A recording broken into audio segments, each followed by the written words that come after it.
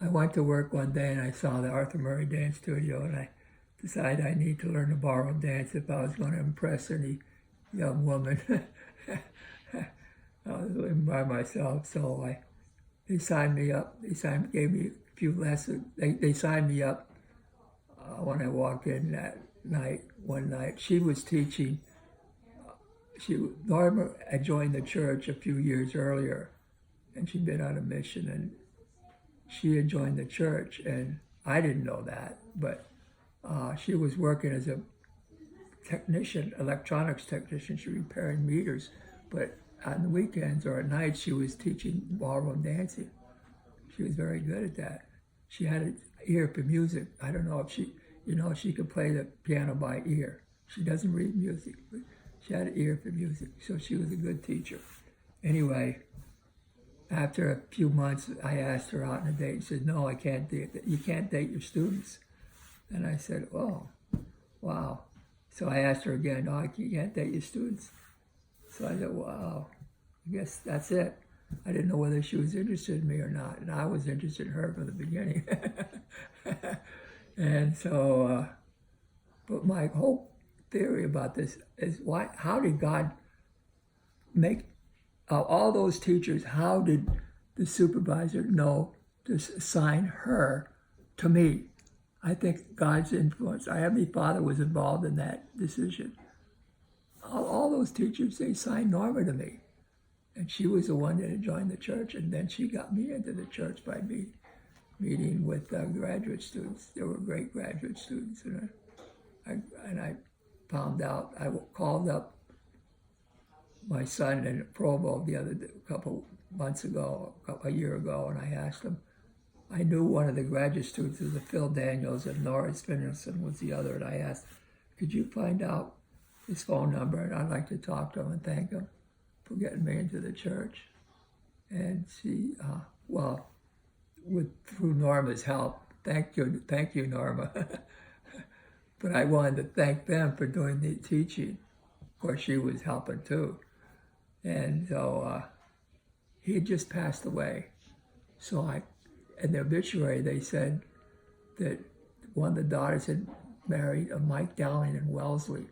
Mike Dowling was a sportscaster for Channel 5, Temple Workers. And I met them, and I always loved to watch Mike. So I told them that her father baptized me in the church. They couldn't believe it. Now I have a picture of him. I think I had him in my wedding party, and I haven't been able to show it to them. But if it wasn't for Norma's, I guess she knew I was golden. And so I'm glad she got me started on the right track. Because I really had, I didn't know where I was going. But the church seems to put you on the right track. And they get you doing the right thing. So that was good. So and Norma was always strong in the church and helped us do the right things. We brought our kids up in the church. And they're all, some are really strong and others are not so strong, but they all know the right thing. Out of the 4 kids and 10 grandchildren, they've served missions in Taiwan, Korea, Japan, Brazil, Argentina, Paraguay, United States, and I've probably forgotten one or two, but I'm sure the Lord was pleased with all their work about that. So, and one of my sons was able to write a book, a pamphlet about some of the missionaries' experience, which I enjoyed, including 2 of his kids. But I've already, life is not always easy, as you all know. It can be difficult. You get a lot of curveballs, but just stick with it and you'll be okay. You'll be okay. And I promise you that. The prophets, I believe in what the prophets say. Just stick close to the Lord. Say your prayers. Follow the commandments. Go to the temple. and it would be fine. And as President Hinckley said, everything works out. I really believe that.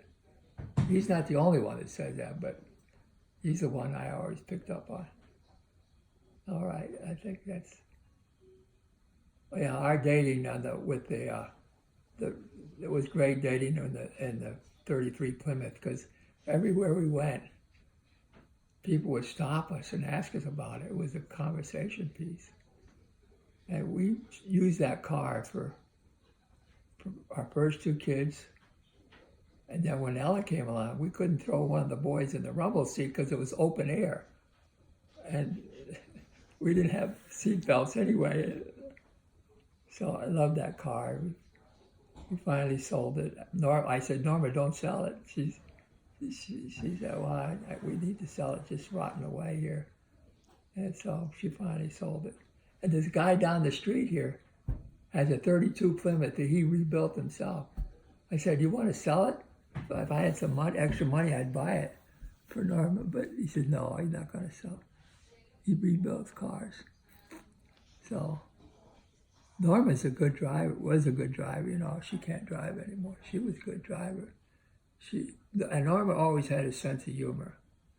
And it took me a year and a half to figure it out when we were first married. And she still has a sense of humor. Even in her condition today, she still has a sense of humor, which I appreciate. And it's Norma, Ellen and I really laugh about it a lot. I wish I could remember all the funny things she says. You know, it's just great. And she gets through all her trials and tribulations with humor. So I love it. So we've been together 57, almost 58 years, pretty soon 58 years. And hopefully we'll make it to 60. So talking to Betty today, she's going to be 95. Amazing woman. They're going to have a celebration. I think her birthday's in January. And so they're going to have a celebration in December sometime. I don't know what else to say. Just I love the church. I know it sounds kind of hokey sometimes. I love people. I love people. I love all. I mean, I said that in my testimony. I said, I love the Savior. I love our Heavenly Father. I love all of you. I really do. And, you know, I said to Rebecca, I said, is it all right if I say I love you? You know, I mean, it's not, it's just a thing. People in the temple come up to me and say, I love you, Bob. The temple president's done that. Some of the temple presidents. President Hutchins used to do that. You know, God, you look like you need a hug. You give me a hug. And so I have people come up and say that. So I say, you know, I just want, as Debbie Butler said the other day in church in her talk, she said, we're all family. That's why I love all you guys. And I wish the best of everything for you. And so if I could do anything to make your life easier, I'll do it. But right now I got to work on making life easier for Norma.